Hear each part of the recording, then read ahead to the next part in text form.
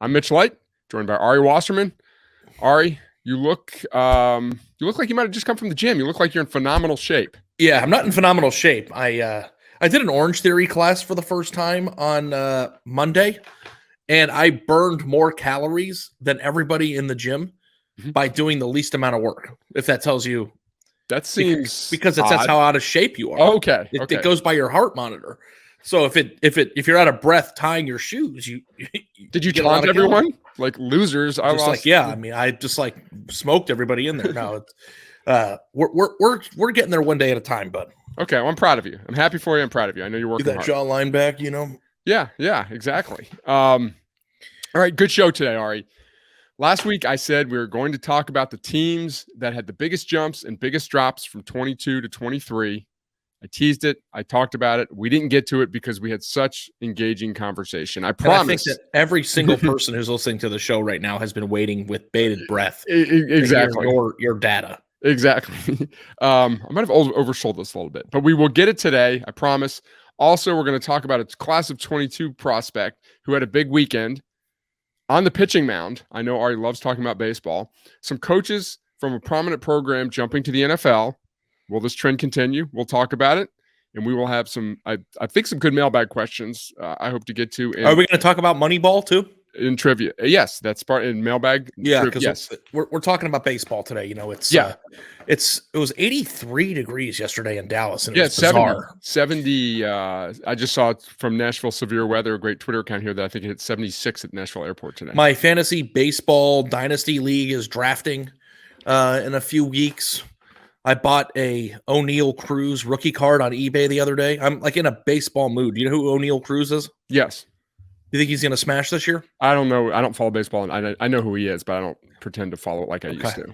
Well, I hope he smashes this year. Yeah, I hope he does for you too. He's on my fantasy team, and I have his rookie card, so I'm financially bought into this guy. So you don't hope he does well just for him? No, I don't care about him. I want him for me. Yeah. Okay, cool. Did you ever see one slight tangent? Do you ever see the movie Fever Pitch? I did. Not the baseball one. No, I saw the baseball one. Well, the book is by Nick Hornby, and it's about soccer in England or football. And they stole it for the U.S. and made it about the Red Sox, and I refused to watch it because I don't like the Red Sox. But there's these Jimmy Fallon's in that movie. Huh? Who? Jimmy Fallon's the main character of the American one, right? Yeah, the American one. So, but it's the best book I've ever read about being a fan. And these two guys are huge Arsenal fans. And Arsenal did something great, and he's like, "I'm so happy for them." And the guy's like, "I'm not happy for them. I'm happy for me. Who cares about those guys? I don't know those guys." So yeah, that was a very funny in the book. Do they neglect personal relationships with their family to watch the? Is that the whole point? Book? It's autobiographical about the author Nick Hornby, about how growing up with his dad, a divorced parent, and his dad taking him to soccer matches, and he became a huge Arsenal fan. And he's a teacher and a coach, and just how he's just obsessed beyond belief with soccer, and then he gets in a relationship with this woman, and it's about their relationship and how he can't make it work because all he cares about is soccer. Do they end up together at the end? I think so. It's a really good movie. They made a movie about the soccer one? Yes. That was years before the baseball one. You should watch the baseball one. That's kind of funny. I don't watch propaganda about the Boston Red Sox. All right, let's move on. So I don't know if you're wearing a Yankee hat. Yeah, exactly. Yeah. Florida lost two coaches last couple days or today. Co-DC Patrick Toney and tight end coach William Piegler to the Arizona Cardinals, I believe. And we've talked about this subject in the past about a lot of college coaches, especially position coaches who are probably working the hardest on the recruiting trail, going to the NFL. And Rusty Menzel, I hope I pronounced Rusty's name wrong. I've been following for years from 247 Sports, recruiting guy, basically tweeted something to the effect this morning: unless they fix the college football recruiting calendar, this is going to continue to happen. And I probably agree with him. I think, we've talked again, recruiting is very, very difficult in college football. It's becoming more difficult with transfer portal, NIL, but I think Rusty's point was just about the calendar and the amount of work and the amount of time on the road. Well, here's the question that I have, Mitch. Is it more desirable to be a coach in the NFL? Not from a schedule standpoint, but do you view it like, in my personal life, if I tell people that I cover college football for a living, like I get a very regular question of, are you trying to work up to the NFL? So like the NFL is obviously a step ahead or above college in terms of level, right? But professionally speaking, do you view it that way? I mean, I don't, as a journalist, I enjoy covering college football because I like college football better. Like our colleague Colton Pouncey did a great job covering Michigan State. Now, you know Colton better than I do, but he took a job covering the Detroit Lions. I believe I heard he always wanted to cover an NFL team. So for him, that was a goal. I just think also for coaching, some guys probably love the recruiting part of it. They love the relationship building. It's not just BS for them. And some of them just do it because it's part of the job. And while NFL coaches work a ton too, it's a different kind of workload. You're more like just working in the office, film, all this stuff. So I think probably, yes, it's probably a 70-30 split where all these coaches think the NFL is the pinnacle, the best athletes, the best this. But I think there's also that 30% that just probably loves college football and they feel they're better suited for college football. So here's the parallel, and not for journalists, but for NFL coaches, I think. I love my job more than anything, and I would never give it up in a million years. I hope I do this forever. The hardest part about my job is that something could happen at any given moment and you've got to be ready, right? Like you have to, if Sunday, sometimes your name will pop up on my phone at Saturday at 2:00 and I'm at the little gym with my daughter and I'll be like, oh God, did something big happen? And then it'll be nothing. But like that, you have to be able to react to those things. And I think in college, that's far more common of an occurrence for a coach at that level than it would be in the NFL. Like in the NFL, I think they work really hard. Yes. But I think in the NFL, you can go home and be home. Whereas in college, you're messaging people, you're responding, you're more of a parental figure to the players on your team than they are in the NFL who are coaching adults. And I think I don't know if I think that a running backs coach for the Chicago Bears is a higher quality coach than the running backs coach for Bama. But if that's the way it's viewed, then I don't know if the recruiting calendar is the main catalyst for this. Well, I think the recruiting calendar is part of what you just talked about. The running backs coach for the Bears, if he's off on a Saturday in the offseason, is off. College football coaches, unless it's a dead period, they're like 24/7. You hear me talk a lot about Bob Shoop, who I got to be friendly with when he was the defensive coordinator at Vanderbilt in the James Franklin era when I was doing sidelines. When he got here, we got to know each other and we had plans to go to lunch once. Just, hey, whatever. He liked media. He liked talking about the media and I liked learning about football. I think we had lunch planned 4 times over a 5-week period and he had to cancel 3 hours before every time because a recruit was coming through town. Or he got called into a meeting that he did not have planned 2 hours before. And I think finally we just gave up. That's, especially for a demanding coach like James Franklin, who quote unquote gets recruiting, that's commonplace in college. I think you're always on call. You're always on duty. Where in the NFL, you work crazy hours, but if you got a lunch planned at 1 with your buddy, you can probably go to lunch. I also think you get canned easier in the NFL. Yes. And I don't know if that's true. It'd be interesting if somebody did a statistical breakdown of how quickly coaches get fired at both levels. But we see all the time, coaches get fired after 1 year in the NFL. That never happens in college. I think anecdotally, just from following the two sports, obviously I follow college more. I don't think position coaches, correct me if you think I'm wrong, I don't think position coaches get fired that much in the middle of a coaching tenure in college. Coordinators change, but Florida State's not firing its running backs coach just because they're not, But the Bears, it seems like the Titans or whatever, where I'm here in Nashville, obviously, they'll switch position coaches just not for the hell of it. It also seems to be more loyalty based at the college level. I think that's head true. Coaches are loyal to their assistants, and in the NFL, they're not. And maybe that's a blanket statement, but it seems to me that it's much easier to blend in as an assistant coach at the college level than it would be in the NFL. But if I polled, let me say one more thing before you. I think there's more factors in being a good run. I think the most important factor in being a good running backs coach or defensive line coach in college is your ability to recruit. Right. Where in the NFL, it's either your guys are getting coached up and running the ball well or getting to the quarterback or they're not. There's relationships, of course, but you're judged easier from in the NFL. College, there's more factors. There's recruiting. Okay, well, you know what? Maybe he's not the best technician as a coach, but he's a great recruiter, so we're going to keep him. Right. if you pulled 1,000 college football coaches, that's a big number. Say 100 position coaches, not coordinators, position coaches, and said, would you rather be the position coach here at the Power 5 level, or would you rather take the same exact position with the Jacksonville Jaguars? Do you think like 85 of them would just bolt immediately? I guess it just depends on where you are. Like if you're the Syracuse running back coach, you might. But if you're the Alabama coach, you might not. But if it is a general aspiration for college coaches to become NFL coaches because it's a quote-unquote promotion, then I can see that. I don't know if it's the right thing to do to just blanketly blame how busy they are with recruiting on the reason why they're leaving. Yeah. With some truth serum, ask the coaches that have made the move. Or just, off the record conversations, just as like, hey, did you do this because of recruiting? And say, oh yeah, I did. I mean, my wife was all, we were at the park with our kid on Saturday at 2, and I get called in. And so I think travel for college coaches is exhausting.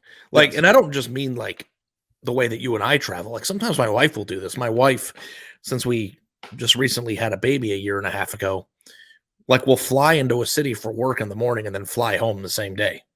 And it's like, I have no idea how a human being could do that. I need a night to recover, Now think about that from I just remember when I was covering Ohio State, a coach flew from Columbus to Hawaii to go to a kid's high school and then came right home. Yeah. They didn't even spend the night. That would be awful.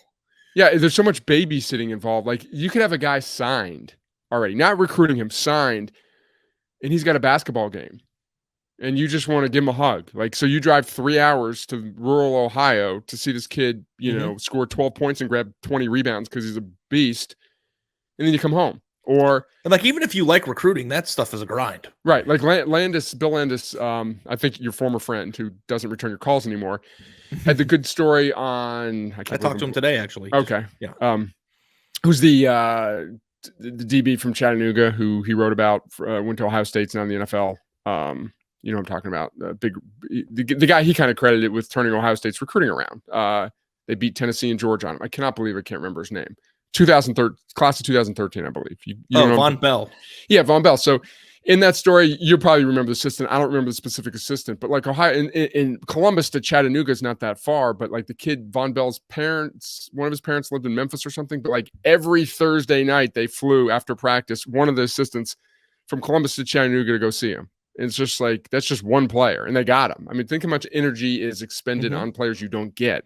So, he was one of the most important gets in the right. I just remember that specific story of always practice over Thursday. I'm going to the airport. I'm flying down. I'll be back Friday for the walkthrough, or I'll meet you if we're playing at Rutgers. I'll meet you. And the fact that it happens at the same time as game prep and actual coaching. Yes, that's the thing. Think about how exhausting it would be to be the assistant coach at a place that's competing for a national championship and only being able to focus on it half the time. Right. Well, hasn't there been some talk about, with staffs being bigger than ever? Let the recruiting staffers go on the road. Well, the recruiting staffers want to go on the road. Right. They're let our coaches coach, let us recruit. Maybe in 10 years, there's some sort of there's less separation there. So it's an interesting trend. And I don't know the numbers on this, and I'm sure I don't even know. It'd probably take you a while to figure it out, but you like doing this sort of thing. Are more coaches leaving for the NFL now than they were in 2005? I think anecdotally, or does it just seem that way? I think so. But again, we'd have to look it up, and I don't even know how you look it up. You'd have to go to every NFL roster coaching year by year and see how long has the guy been there and when did he go. So I don't know what made me think of this. We won't spend much time on this at all. But which power, and this is not a question there's an answer to, but which Power 5 team, and we've been doing this podcast for about 18 months, maybe? I think so. Almost every week for 18 months. Do you think we've spent the least amount of time talking about? Which I would program? I would have said without a doubt Colorado until Dion got hired. We talk about bad programs a lot for not recruiting well. We talk about great programs. We obviously spend way too much time talking about Vanderbilt on here because of me. But I've got a couple I got one program in mind. Let me guess. Can I guess real quick? Yeah. And again, this is not it's not like we've gone through every episode and we chart how much time we spend on teams. I'm looking at a list of all the Power 5 schools. That's what I did. I spent a minute on this. So I'm not, I don't think we've spent any time talking about Purdue. But then Well, you have recently because the coach left. Yeah, the coach left, and we will be spending time on them a little bit later. A tease to our biggest. I don't think we've spent a minute talking about Mississippi State. I didn't even consider the SEC. I just figured we spent enough time talking SEC. Maybe I've got maybe my like answer. the Leach, Lane Kiffin. Yeah. When we first started this, I think we spent a lot of time on how neither coach was recruiting well in state, like Leach or Kiffin were. Virginia. We've talked about them struggling. I've got the answer. See what you think. Can I give you my answer? But then it'll stop me from guessing. Okay. Indiana? No, because the whole McCullough run, they had some good. We spent some time, and they had a good class a couple years ago. They had a top 25 class, I believe. I don't know. Go ahead. Tell me. I say Boston College. Yeah, that's probably right. Yeah. Well, yeah. I mean, we've mentioned everybody. Yeah. Yeah. So this is an unanswerable question. I'd say Iowa State, maybe too. We talked. No, we talked about. We talked about JJ Matt Cole. Campbell a million times. Yeah. Okay. Yeah. Okay. That's so. Colorado before Dion. And so let's have a Boston College episode one of these days. Okay. Okay, we'll do our best. Yeah. You know, the thing that I struggle with the most, Mitch, is people who root for teams like Boston College shouldn't slip through the cracks, right? Like, and the point of the show is to try to discuss everybody as much as we can so that everybody can be. But I struggle with this in my career in writing, and you know this. How do you serve your entire audience without leaving people behind? Like, if we spent 45 minutes talking about Boston College, it might make the days of 50 people, right? But the other 85, 95, 99% of the podcast would hate that episode. Right. So the reason why we spend so much... we would spin it in an interesting way. Like, I think our Wisconsin discussion with Jesse Temple was interesting and about a program that's a major program, but not. But the reason why we spend most of our time talking about the same collection of 15 programs, or be accused of it anyway, is that those 15 programs have the largest audiences. Yeah. So it's a hard balance for us, but we do, like, we've spent a lot of time talking about, I mean, I was like looking at this list. We've talked about West Virginia. We've talked about Oregon State. We've talked about Utah. We've talked about Washington State. You've done stories on Duke. You've done stories. Yeah. Like, I think that we do a pretty good job of Grace is working on a story on Wake Forest. Grace is? Yeah. You heard of her, our up-and-coming recruiting writer? Yeah, she's coming for my job. Yeah. So, no, but what is it about that? Well, hold on. I pride myself, and I mean, I think you agree with me. Like, we want to find good stories. So we'll write about any team with an intriguing story. I agree. So what was your question? What about Wake Forest? Why did you come up with BC though? Like, why did you go down that rabbit hole? Because I was looking something up and I was like, you know what? Colorado, I just thought to myself, Colorado's a program that we went from talking nothing about into a lot in the past 2 months. And that's why they paid the guy. Right. So then I was just like, who else? What other programs do we not talk about? So talk about Minnesota ever. Well, yeah, I was thinking that too. But when we first started working together, you wrote about Minnesota. They got those one kid from Omaha. So that I kind of talk about NC State that much. We've talked about them struggling. There's a program that doesn't recruit as well as it should. Okay, so let's move on. But again, we really do try to talk about. We love every one of you. Yeah. So, here's a program that we haven't talked a lot about lately because they didn't have a great year. But we wrote about and spent a lot of time talking about Sam Horn, former. I believe he was the top 100 at some. Wasn't he top 100 when he committed to Missouri? Yeah, he was. Yeah. So he ended up at 137 in the composite. We actually did talk about him in the regard that he was a top flight Major League Baseball prospect. And there was a chance, I think Missouri was maybe a little worried that he was going to get drafted high enough to sign. He did not do that. I kind of forgot about him. He redshirted this year, I assume. He did not play. Kind of out of sight, out of mind. And then in the your neck of the woods in the tournament in Arlington this weekend, he made his debut pitching for Mizzou, pitched 3 innings, 2 hits, 2 walks, 3 strikeouts in Missouri's 9-8-10 inning win over TCU. So that's just interesting to me that a guy like that who's learning, trying to fight for playing time at a very difficult position. He's a redshirt freshman, or he's a freshman in college, so his first spring, he's playing baseball as well as probably going through spring practice. And I think more guys used to play 2 sports in college. Baseball Is rosters are Connor Wegman still playing? Is he no, he's playing not baseball? playing. He's He's not not. playing. So I've got a list I crowdsourced among our colleagues. John Rice Plumlee is outfielder at UCF, and he's quarterback. Tyrone Malone, who you wrote about, was a top 100 defense. This is great. He's a defensive lineman, right? And an infielder at Ole Miss. Hasn't played much this year. Brody Brecht, who first base. I believe so. Scott Docterman wrote about Brody Brecht last year. Started a few games at wide receiver for Iowa, and he's a very, very good pitcher, a better pitcher than his football player. Then there's only other 2 guys that I know. I'm sure there's others at Mitch Light on Twitter. I'd like to know the guys who are playing Power 5 football or just the FBS football and playing baseball. Joey Velasquez. Is it only baseball, or are there other sports too? Well, I'm just curious about baseball. Joey Velasquez at Michigan and Austin over and a wide receiver at USC. The reason it's changed a little bit, Ari, in baseball is about 8-10 years ago, they capped roster sizes for college baseball at 35. So those are valuable spots. So a baseball coach is not going to want a kid who's going to be playing spring football and coach, I'll show up 3 times a week. That's too valuable. It used to have up to like 40 something. So you could have some walk-ons. It didn't matter. So that's why it's far more difficult. How many scholarship spots does a baseball team get? Well, you have 11.7 scholarships. They can be doled out to 27 players, but the roster's capped at 35. 11.7 scholarships? You didn't know that? Does that mean partial scholarships for some people? Yeah, very few people get full scholarships. Okay. Well, they spread I will out. say that Iowa just signed a 4-star player. Ben Kiter's his name, I think is how you pronounce it. Just got a commitment, you mean, or signed recently? Signed in the 2022 class, or the 23 class, excuse me, who is going to be an Olympic wrestler. Yes. So, and Nicholas Harbor, the 5-star that signed with South Carolina, might be an Olympic track athlete. So I think that the multiple sport thing, the thing that is interesting is about time. And also, too, if you want to play quarterback, it kind of freaks me out when you pitch because, like, you wouldn't want to, like, tire your arm. It's different motion, but yeah, I know what you're saying. I guess it's a different motion, but, like, if I were a Mizzou fan who's excited about Sam Horn's emergence as our starting quarterback, I wouldn't love the idea of him pitching. Yeah. Tear your rotator cuff or whatever. I mean, there's a lot of injuries in baseball. Yeah.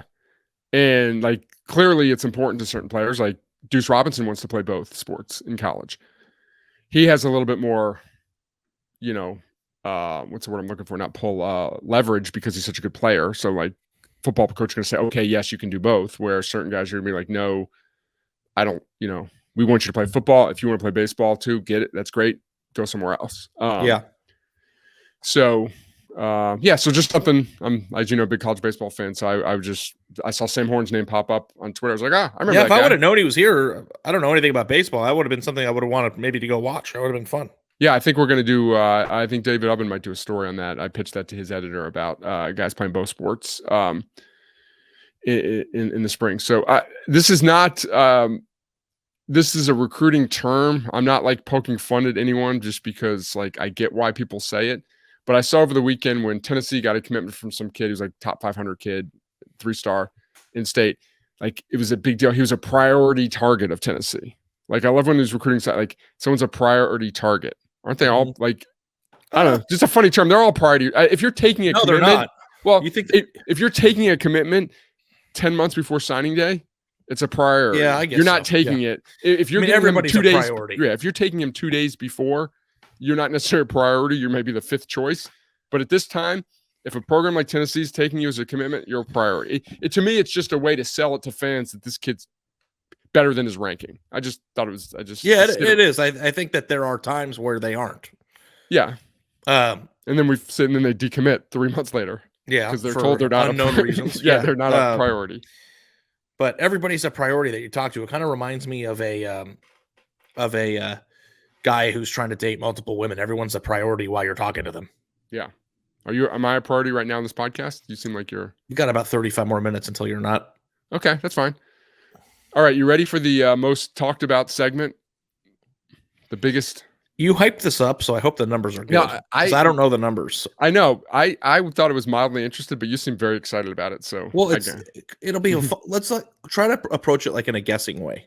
Okay. Like let me see if I can like nail some of these. Okay, so I went through the biggest jumps from class of 2022 to 23 and the biggest drops from 22 to 23. And there's a caveat. After we discuss the teams, there's only a few. To me, it's only really interesting if you didn't have a coaching change. If these were like with the same coaches, like if there weren't any, what's the word? I'm getting old. Ari, my mind. Not, if it was continuity, still. Yeah, but transition class. If there are no transition classes involved. Now, my list has transition classes, but so okay, who had the biggest jump from 22 to 23? Can I? So this is a flat out guess. I'm going to look at the 24 rankings real quick. Why? Just to see what teams are doing well, or the 23? I'm sorry, just to see because I don't, as a guide. Okay, as a guide, I'm not going to look at 2022. I'm taking my shirt off because I'm taking my shirt off. I'm taking my pullover off. So you mean jump like up? Yeah, we're doing biggest jumps and biggest drops. We're doing jumps first. Okay, like jumps first. Okay, 23. I would say the biggest jump. Did you say anything? My earpiece fell out. No, I didn't guess yet. Okay. Was the biggest jump Auburn? Not in the top 5. That's a coaching change. You got to listen. All of my top 5 include coaching changes. I don't want to do coaching changes. Let's just do the list first, and then we'll talk about the ones that did not. Auburn was not in the top 5. Tennessee. No. I think a lot of these are going to be like in the 30s, aren't they? Arizona signed like a top 25 class 2 years ago. How could they have the biggest jump? It was 3 years ago where they had the worst class in the history of mankind. Yeah. I don't know if I can do this, Mitch. You're gonna have to I didn't. South Carolina? No, I didn't. This wasn't supposed to be like trivia. This is okay. Go ahead. Just share it because it's hard. Yeah, I know. Washington went up 67 spots from 97 to 30. Now, it was a transition class under Kalen DeBoer. They only signed like 12 guys. So their class, it wasn't very good in quality, but they didn't have many numbers. Holy hell. USC, number terrifying. 2. USC went up from 70 to 12. They signed the 70th best class in the 2022 cycle? Yes. Transition. Remember, new coach, Lincoln Riley came in. They didn't sign many high school guys. 70. Arizona State, from 103 in the depths of the, COVID recruiting scandal, probation or NCAA investigation, 103 to 47, went up 56 spots. Kansas went up 45 spots from 117 to 72. Their class was 72 and they still went up 45 spots. They went from 117. The look on your face is just I'm blown away because I didn't even realize that they were this low. Kansas State from 63 to 32 went up 31 spots. Now, of the top 5, Kansas State is the only one that did not have any sort of coaching. I'm going to call Kansas State. I'm going to write about that. They had continuity. I'm gonna call Kansas State. Okay. Biggest drops. Is it because they got Avery Johnson and he was a top 100 player and that was like a huge deal to them? I mean, it's not just one player. I think it was they just had a but you know who they also almost had? You're running back from Colorado. They had a bunch of JUCOs too. Yeah. So the running back from in-state Kansas, Notre Dame, then flipped to Colorado. Yeah, that's interesting, Mitch. This is good. So, okay, biggest drops. A&M. They still signed a top 15 class. Don't you think someone had more than like 15? I guess, yeah. Come on, Ari. It should be a 50 spot fall. Okay, the biggest dropper was 42 spots. Okay, all right. It wasn't A&M. And I'll give you a hint. No, this program had continuity. They had coaching continuity. They've not had a coaching change in the last 3 years. 42 spots. Holy crap! From a top 25 class in 2022 to not a top 25 class. You mentioned them earlier about a program that we might not be talking a lot about. Virginia. Indiana. Number 2 was Purdue from 38 to 66, 28 spots. Obviously a coaching situation. California, 26 spots from 59 to 85. Here's Cal's trend from the number 28 class in 21 to the number 59 class in 22 to the number 85 class in 23. Not a great trend. Would you agree? Not great, Bob. Not great, Bob.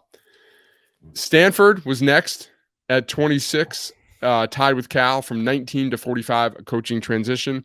And then Oklahoma State was fifth from 25 spots. They fell from 29 to 54, no coaching change. So 3 of the 5 schools on that did not have a coaching change.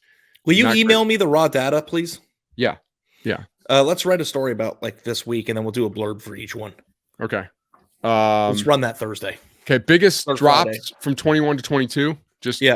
From Arizona State, 51 spots. Pitt, 47 spots. Cal, 31. UCLA, 29. Wisconsin, 28. NC State, 28. That's from 21 to 22, so going back a few years. There was only one blue chip commitment this past week in the class of 2024. This is a slow time for commitments. Nebraska athlete Roger Gradney from Texas, number 235 overall, will join a small group of college football players named Roger. Did you know? Did I tell you I looked up every Division I roster, every FBS roster a couple years ago? That should have been a trivia question. How many men in Power 5 rosters have the name Roger? Well, there's a guy named Roger Rosengarten who starts at Washington, offensive line. So I have a lot of ideas, and I'm not afraid to say some of them are stupid. So I pitched to Christian Capel, our Washington writer. Like I said, I'm going to look up. My guess is there's no one under the age of 40 named Roger. My guess is he's like the only Roger in college football. I went through every roster and I found like 3 Rogers, and he didn't write the story. So I was a little. What do you think is the least common name? Well, here's another name. College football. There's just some weird names out there. Like Ari, maybe. I guarantee you there isn't a single Ari on a Power 5 roster. I looked this up too. There's no Chaims, I'll tell you that much. How many? My theory was that all of the kids named Gunner were quarterbacks. That's because I knew of like 3 Gunners and they were quarterbacks. I got to I found like 12 Gunners and half of them were quarterbacks. But were there some offensive linemen? Yeah, I think Vanderbilt has an offensive lineman, Gunnar Hansen, I believe his name is. So, but just like you name your kid Gunner if he's going to be a quarterback. Like, well, how do you know he's going to be a quarterback? I just look at him and be like, he's a quarterback. Yeah. What is? You look at Liv and be like, she's going to be like play volleyball? Is she going to play like softball? Or we named Liv because Britt loves Liv Tyler. I was wondering about that. I think you told me. Well, we didn't name her after Liv Tyler. She just loved the name her whole life, and I thought it was a really cute name. And calling a little baby Livy is really cute. Yeah, that's a good one. That's a good. All right, so let's go to trivia. Let's go to mailbag. I specifically went deep into the mailbag because I thought we would have time this week and some good questions. Hey, to it, Lars. All right, I know what movie that's from. Hey, Ari, definitely a homer question, but what impact do you think Bobby Petrino has in terms of recruiting at A&M?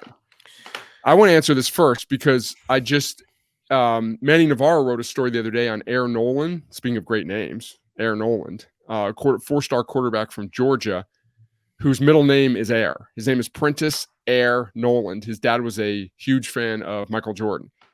Interesting. And Manny specifically asked him, because he's looking at Miami, Clemson, forgot a few other schools, Texas A&M. The question was, which coaches have you connected with the most? And the first name out of his mouth was Bobby Petrino. I found that interesting. So here's how I think Bobby Petrino moves the needle at A&M. Not because he's got a good reputation for people like us who watched him at Arkansas like 5, 6, 7 years ago, or Louisville before they imploded.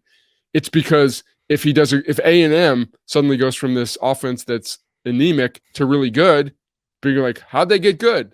They hired this good offensive coordinator. That's how he moves the needle. It's not because he's a big name now. There are a lot of coaches in college football.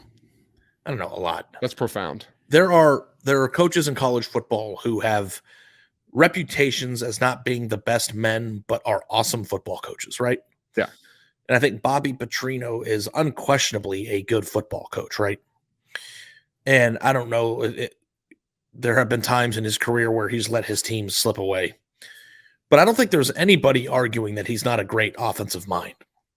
So from that standpoint, the thing that I think would be most interesting about him is the fact that he gives Texas A&M promise and ammo when they're recruiting top-tier offensive players of saying this awful offensive era is over. and it gives you something to believe in. It gives your like, I don't know, like John Tay Cook, for example, liked A&M a ton before he committed to Texas. But the reason why he didn't go there, one of the reasons anyway, was I think that he knew that their offense was not good. And he wants to be a playmaker. And then they got Arch Manning at Texas, and the rest was history. But he was the kid that said, they don't have any football trophies in here. When he went to their football building, it was all swimming trophies. So that, I think, can pay dividends. I don't know how stark it'll be, but if it's apparent early on in the season, September, October, that things are humming there and they actually have talent on that roster and they're better, I think he could have a profound impact on their ability to close that class. And then the following year, if things are better, and that's why the thing that scares me about Bobby Petrino is you have a lot of personalities in that Texas A&M campus. Yes. And you are playing with fire personality-wise and reputation-wise, and if it doesn't work, it can be a complete disaster. So we'll see how it goes. They're at that point where I don't know. I don't know if Jimbo Fisher had to take a risk that big, but maybe he felt like he did. I do think he could have a really good impact, but I think that it's going to be testimony-based, proof-based of, hey, this is happening here. Yeah. There are two parts to being an offensive coordinator.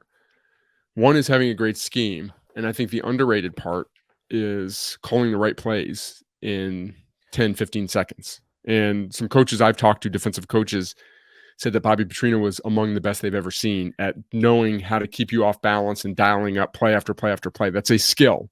You can have the best scheme, but if you can't think quickly and call the right play and sequences and all that, you're not going to be successful. Much he'll be able to control that? We'll find out. Like, because Jimbo Fisher is the play caller, right? And I don't know if the thought is that Bobby Petrino will be calling plays. Maybe he will. But I can also see how that could be a problem. I haven't, unless I missed something, I can't imagine Bobby Petrino accepted a job as an offensive coordinator who's not going to call plays. Yeah, well, we'll see. I'm cheating on this one a little bit, but this is from Chris P. What team or teams that have never had a top 10 recruiting class are capable of ever reaching one? And if Colorado is the answer, which other ones have a chance?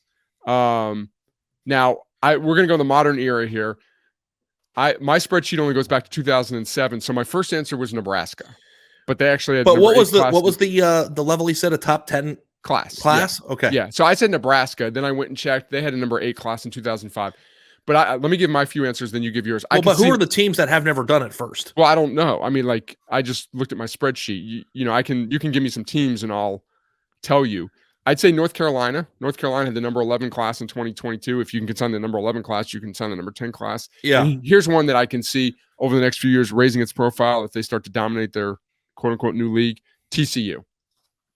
Yeah, TCU, top 10. They've got the geography. They've got the coach. Yeah, there's a reason all these are sort of stretches because they've never done it before. So, but like I can see Matt Rule getting Nebraska cooking. So if I say a team, will you be able to tell me whether they've done it before? Really through quickly? 2007. I've got my spreadsheet open through 2007.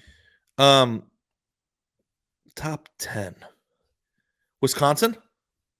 No, but remember you've top written 20. No, Wisconsin would be my pick. I think. Okay, I thought about them because Luke Fickell. And I don't know about getting top 10 with their geography. I don't know if they got to 25 once. With Fickell. But I just said Nebraska, so I shouldn't say that. Yeah, talking about geography. Colorado is the answer, by the way. Right. I'm looking at all the teams here. Give me a second. North Carolina's a good one because they've gotten to the cusp of it already. And you got to like their current situation too. Yeah, I mean, people kind of fallen off the bandwagon a little bit because they had a down year recruiting. They signed 14, 11, and then 28. So they, see if Mac Brown can bounce back. It wasn't a great year in state, but they didn't do great in state either. I was going to say South Carolina, but they signed number 7 class in 2007. Am I drinking way too much Kool-Aid? I'm just going to say Arizona State. I like their geography. No, I don't know. They're all a stretch. Yes. I don't think they're going to. But if I had to pick one, Arizona State has the geography and it has a coach that I believe knows what he needs to do. And that could be 7-10 years from now. I don't know if it'll ever happen, but when you think about the size of the university and what it has to sell and where it is and its proximity to California, I think there is a potential that team could wake up and do it, right? Yeah. And I don't know that they've ever done it before. No. Let me, again, going back to 2007. Has South Carolina ever done it? Yeah. Literally just said I'd say South Carolina, but they had the number 7 class in like 2007. Literally just said that.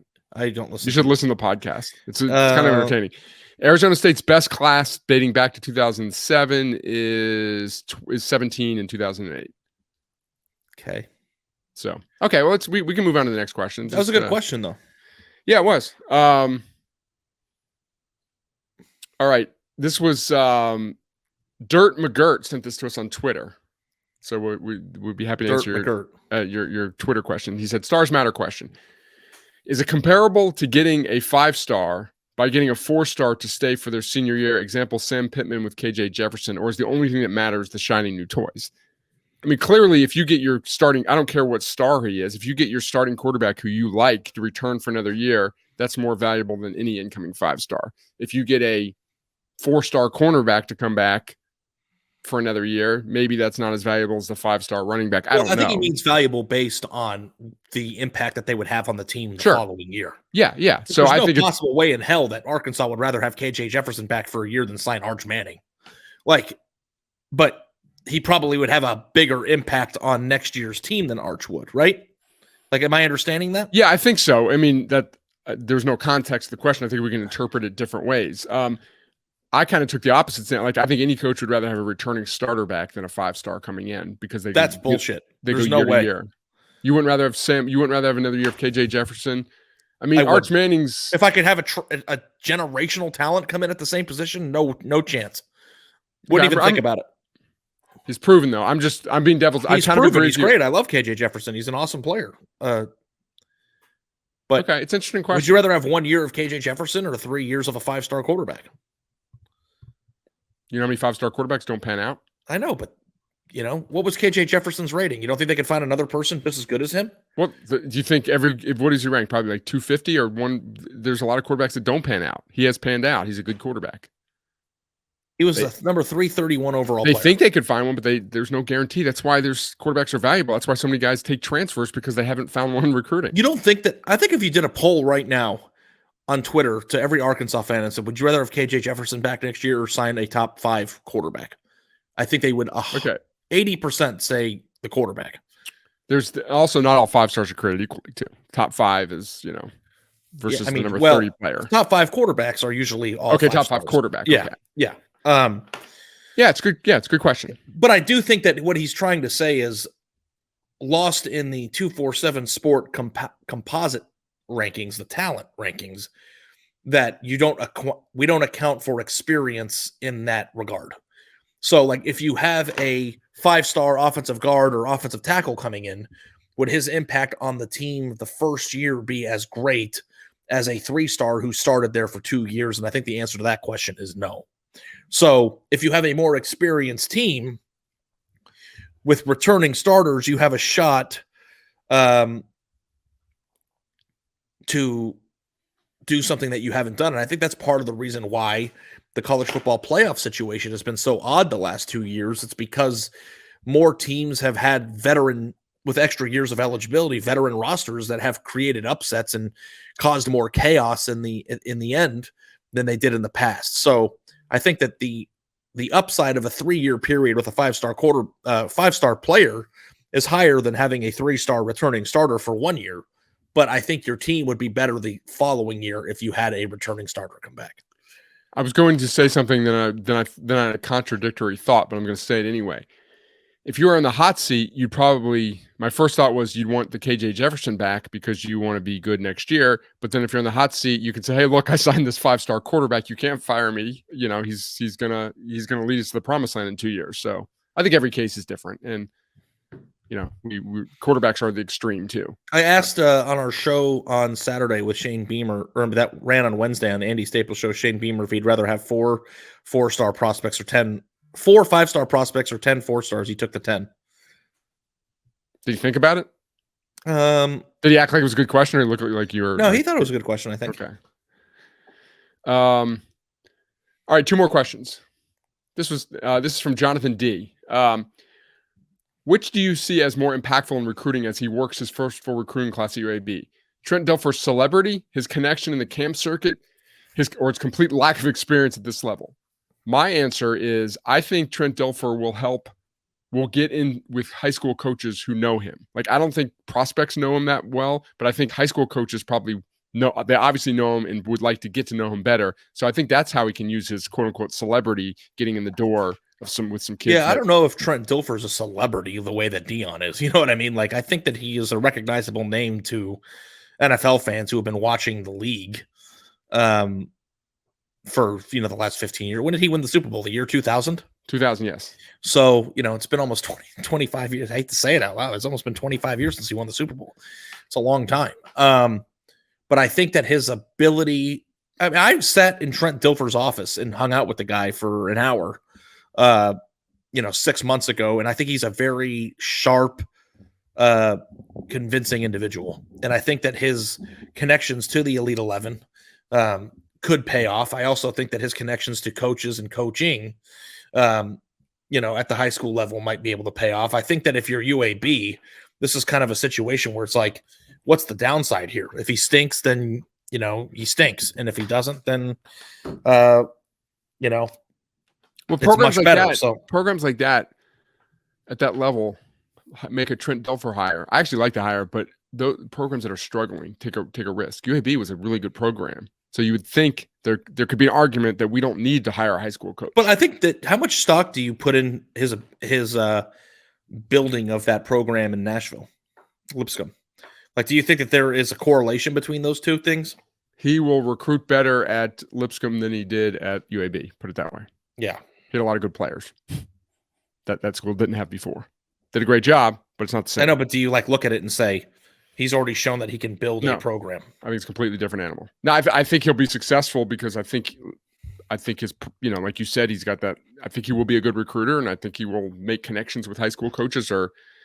But I think I'm glad he's the coach there. It's a good storyline for us to follow. Yep.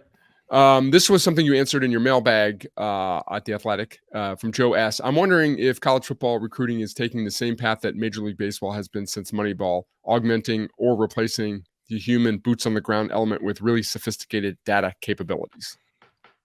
What say you?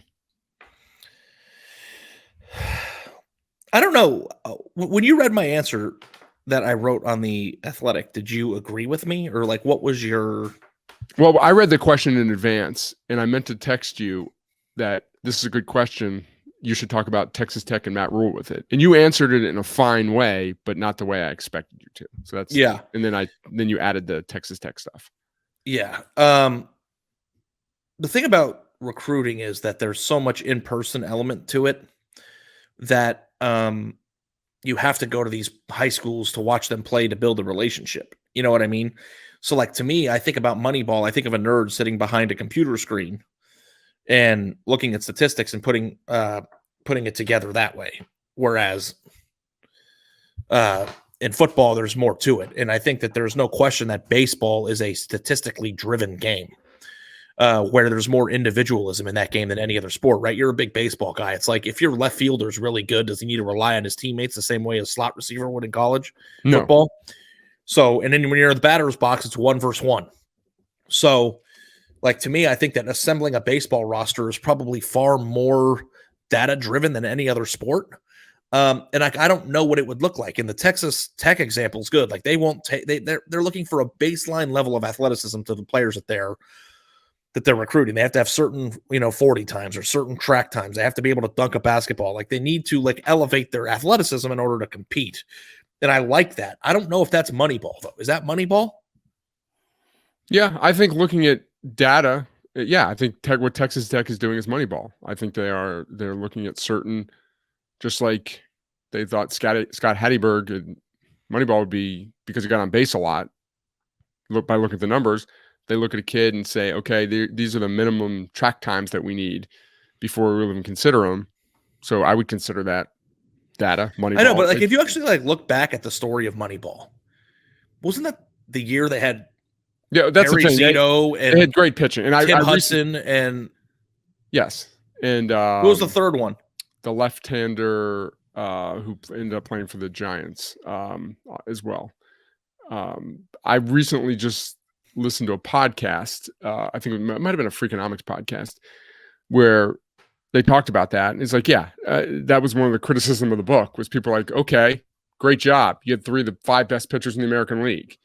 But it was a little bit like with most things, it's a little bit of both. They also did a great job unearthing some relievers, that Chad Bradford guy. And like, is Scott Hatteberg the reason why they were good? He had a great year. Chad Bradford had a great year. Jeremy Giambi, I think. Or did they get rid of Jeremy Giambi? I forgot. But I think they did a great job. They clearly have had and have Mark Mulder, Tim Hudson, and Barry Zito. Yes. They clearly were doing something right because they've had the lowest payroll other than maybe the Rays for like 30 years. You want to know why I don't like baseball as much as other sports? Why? And I think that this is an interesting question as it pertains to Moneyball and college football. And a colleague of mine, Doug Lesmerises, told this to me, and I never thought about it, baseball the same ever again. So the beauty of baseball is its long, grueling season, right? You play 162 games, and statistics are all that matter because it's the law of averages. If you play all those games every single day and you're a 300 hitter, then at the end of the year, you're going to get on base 30%. And like, it doesn't matter what game it is, you're going to get to your stats. And then you play this long, grueling season. And then after the fact, you play in a 7-game series that isn't the same sample size as those averages. And there's not enough time or games for that to equate. So it might be 32 degrees. So you have this guy like who pitched amazingly all year, like even a pitcher who has a 2.9 ERA. That means that he probably threw 9 shutouts, but he also gave up 6 runs anymore. A few times. Yeah. No one throws shutouts anymore. What do you mean? Because they don't go complete games. Well, sometimes they do. No, they don't. There were no complete games last year? Very, very, very few, but go ahead. I know. Yeah, we have like a stat in our fantasy league that gives you bonus points for complete games. That happens all the time, doesn't it? How many complete games? Go ahead, keep talking. But I think But then they pitch one time in a 7-game series. They don't have 5-game series anymore, right? So they pitch one time. Your first series is 5 games in a 5-game series, and they don't have the best game, and then the greatness of that player who averaged an entirely awesome season. There were 35 complete games. Yeah. In Major League Baseball last year, there were 734 and 82, 419 and 92, 214 in 2002, 128 in 2012, and just 35 last year. Okay, so it's happening less and less. Yes. That is the least important point of I know what I was trying to say. But the thing, so it doesn't equate to the 5-game series. It's condensed too much. So like to me, I think that the Major League Baseball season should be 162 games, and then they should play the winner of the American League versus the winner of the National League in an 18-game series or a 19-game series or a 21-game series. But like baseball is all about averages. You know that. Yeah. Like that's all it is. So if you don't allow the averages to play out in a condensed series, then you're not getting the best team at the end of the year, which is why teams that are hot tend to win the World Series more often than the best teams at all. Like, and wouldn't you say that the baseball world champions are usually it's like the sport that is least likely to crown the best team?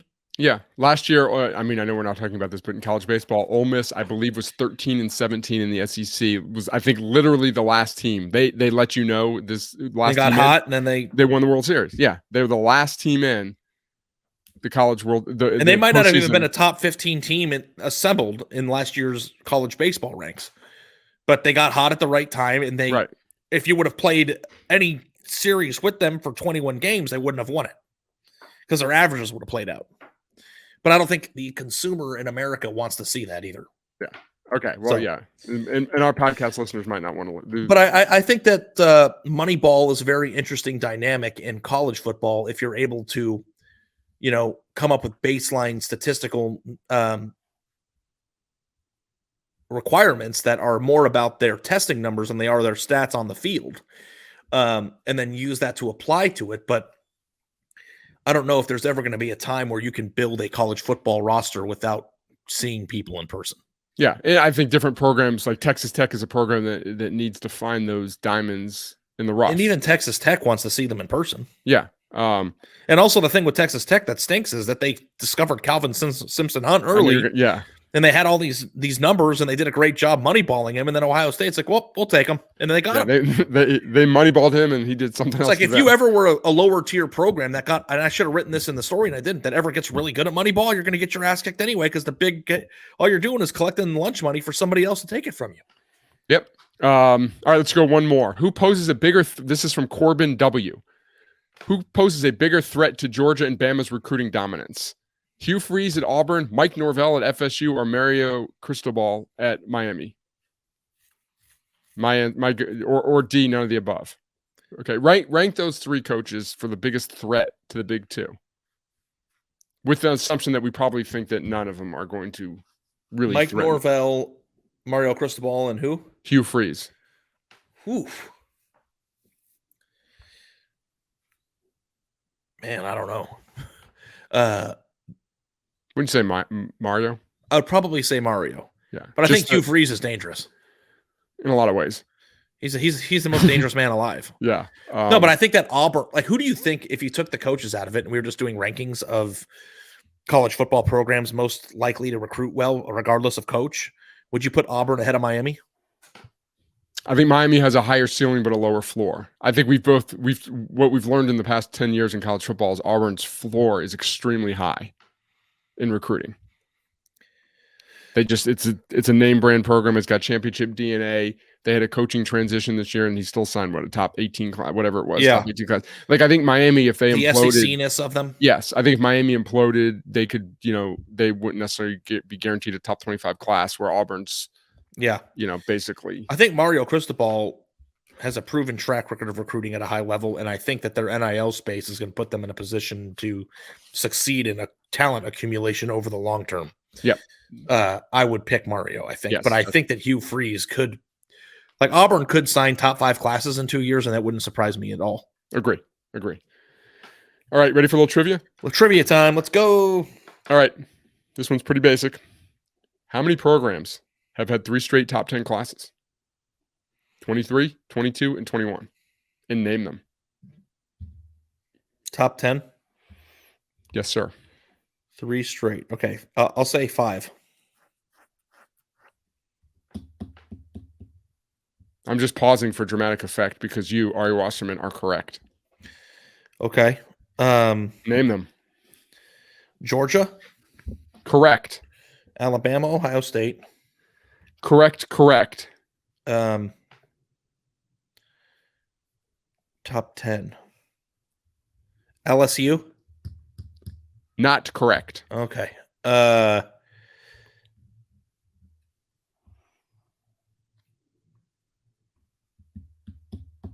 Texas. That is also not correct. They were. Oklahoma. LSU was 6-12-3. Texas is 3-15, 3-5-15. Oklahoma 4, 8, and 10 the last 3 years. Okay. And Clemson's not, because I think they signed 11 last year. That is correct. You're correct in saying it's not.